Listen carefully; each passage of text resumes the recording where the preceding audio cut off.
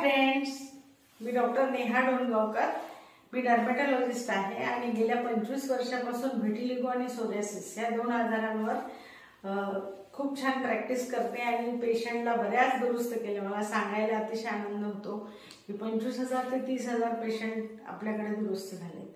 तर आज मी थोडासा रेअर प्रकार जो सोरियासिसचा आहे, जो विंटरमध्ये जास्त दिसून येतो, तर त्याच्याबद्दल तुम्हाला माहिती सांगणार आहे. फार कमी पेशंट असतात याचे, पण ह्या लोकांना त्रास खूप होतो. तर हा लिप सोरियासिसचा प्रकार आहे.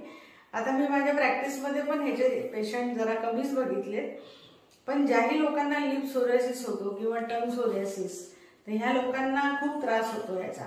तर जनरली हा लिप सोरियासिस बऱ्याचदा डायग्नोज करताना थोडंसं कठीण असतं याचं डायग्नोसिस.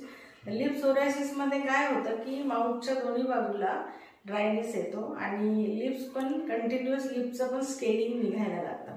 तर बऱ्याचदा लोकांना असं वाटतं की बाबा काही कारणाने माझे लिप्स ड्राय झाले आहेत, मग लिप बाम वापरू दे, मग काहीतरी लावू दे. अशा पद्धतीने ते ट्राय करतात की ड्राय झालेले लिप्स कसे रेग्युलर नॉर्मल होतील.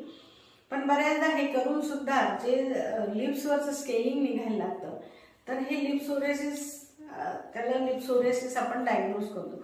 तर लिप सोरियासिस हा तुमच्या बॉडीवर दुसरीकडे कुठेही सोरियासिस आहे त्याच्यासोबत पण दिसू शकतो. जनरली डायग्नोज करताना आम्ही हा मुद्दा विचारात घेतो की यांना बॉडीवर अजून कुठे प्लग्स आहेत का, यांना स्काल्प सोरियासिस आहे का, यांच्या माउथमध्ये काही प्रॉब्लेम आहे का, टंग्सला पण काही प्रॉब्लेम आहेत का.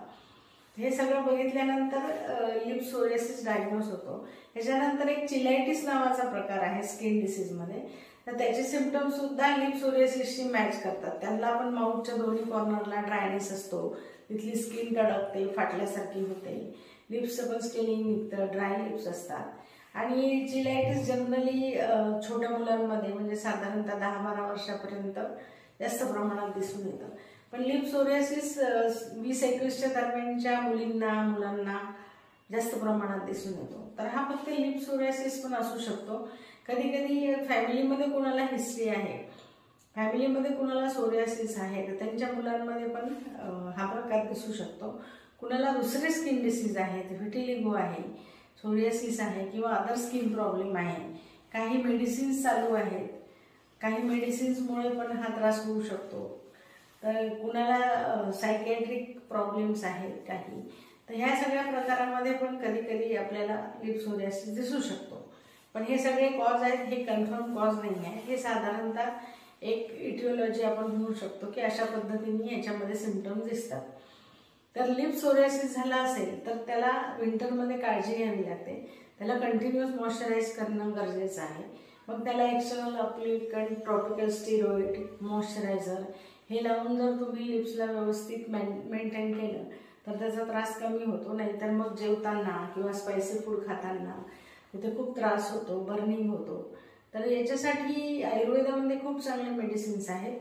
त्याला साधारणतः लिप सोरियासिसला 3 ते 4 महिने जर रेग्युलर मेडिसिन घेतले तर lip psoriasis totally lips normal होतात आणि सोरियासिस क्युअर होतो.